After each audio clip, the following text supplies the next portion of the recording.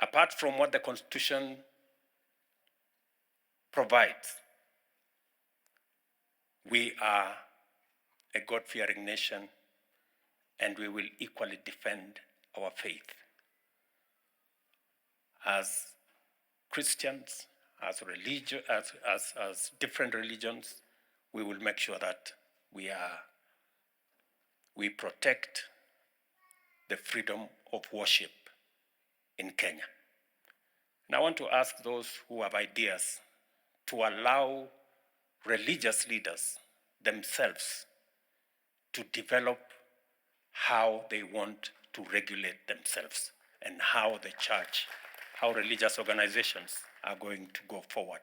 Because that was the recommendation of the task force I appointed under Reverend Mutaba Mushimi, that the religious body in Kenya will decide how they want to make sure that the freedom of worship in Kenya is protected. And I want to give assurance to the church and to the religious institutions in Kenya that we will defend the right and the freedom of worship in Kenya, and it will not be compromised in whatsoever manner.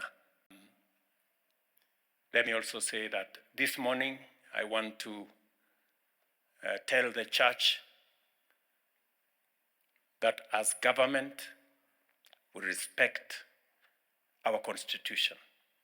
The preamble of the Constitution of Kenya says God of all creation. That is the beginning of the Constitution of Kenya, meaning that we surrender to God. And that is why Kenya shall continue to be a God-fearing nation. And we will defend the freedom of worship in our republic. We will make sure that we don't compromise, and there will be no limitations or compromise on the freedom of worship in Kenya. I know that there are proposals that have been made in some quarters about regulation of the church, regulation of worship, regulation of religious activities.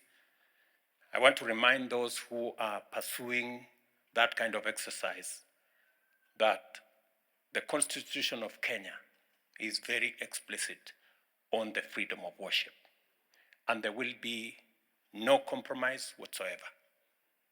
There will be no limitation whatsoever on the freedom of worship in Kenya.